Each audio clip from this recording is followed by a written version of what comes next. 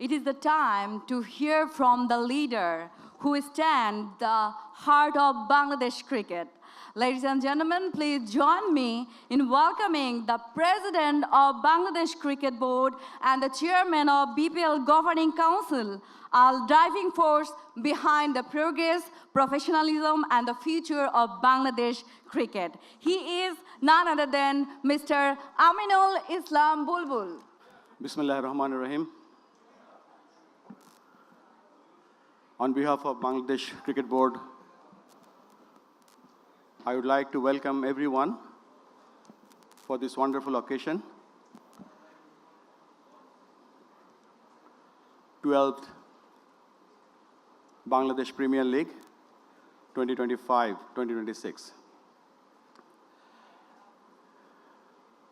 I think this is we are the part of history because this is the first time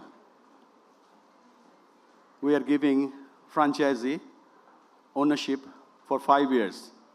The reason is we want to see the growth, we want to see the outcome of the hard work, we want to see the growth of players' performance, we want to see overall Bangladesh cricket ultimate performance. The 6 franchises: Rangpur Riders, Chattogram Royals, Dhaka Capitals, Rajshahi Warriors, Sylhet Titans, and first time we are hearing the name Noakhali Express. We are welcoming you for this 12th edition, and we believe that the same team will continue until 17th edition. As you all know that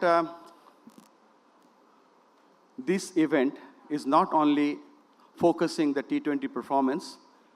This time, this is prior to our T20 World Cup, which is going to be held in India and Sri Lanka in 2026. We have taken this opportunity, not only the event perspective, we will look and see how we can create a better Bangladesh team who will be taking part for this ICC T20 World Cup.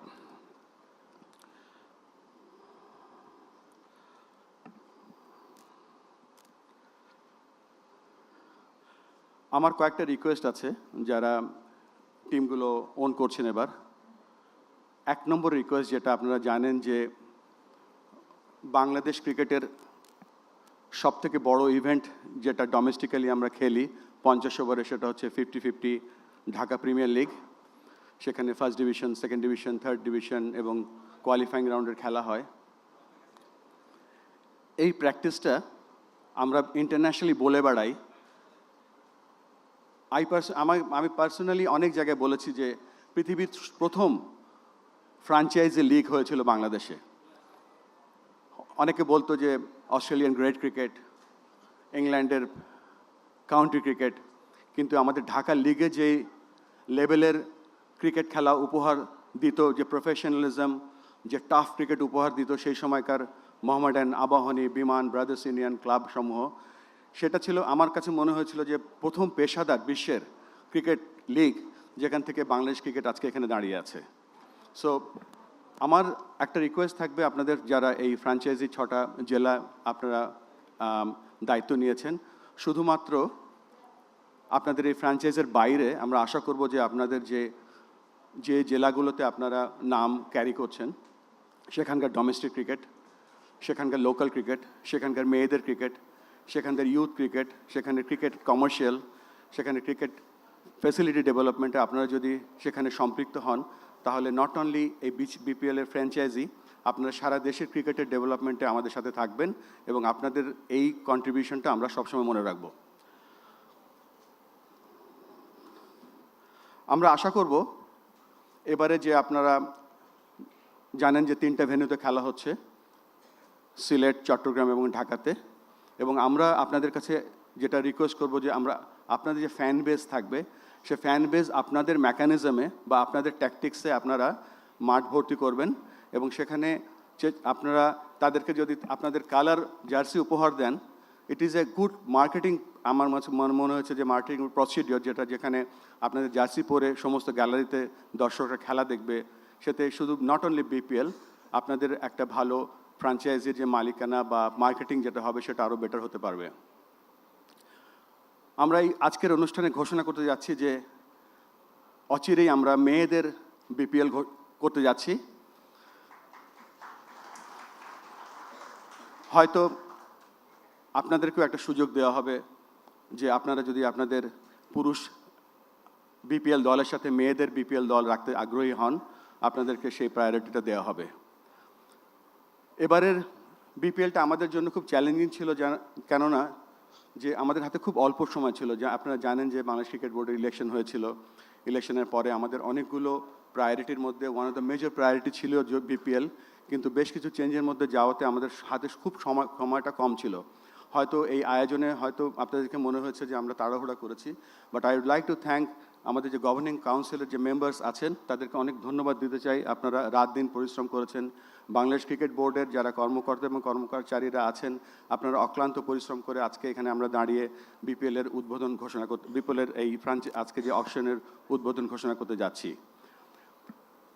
কেন draft নয়, কেন auction, এটা নিয়ে আমাদের মধ্যেও অনেক debate হয়েছে এবং আমরা মনে করেছি যে অকশনের মাধ্যমে সেরা প্লেয়ারগুলো সেরা রিওয়ার্ড পেতে পারবে, এটা একটা কারণ। আর একটা কারণ হচ্ছে যে আমরা মনে করেছি যে অকশন হলে ক্রিকেটারদের এবং দলের যে পারফরমেন্সে যে একটা আমরা চেষ্টা করছি একটা এই বিপিএলের মাধ্যমে একটা হাই পারফর্মিং এনভায়রনমেন্ট তৈরি করতে, সেটা একটা কারণ ছিল। এবং আমরা আজকে দেখব আপনাদের ক্রিকেট ট্যালেন্ট, আপনাদের সিলেকশন ট্যালেন্ট। আপনারা সবসময় লিপু ভাই, শান্তদেরকে সমালোচনা করে থাকেন, আজকে দেখব আপনাদের সিলেকশন ক্যাপাসিটি কতটুকু।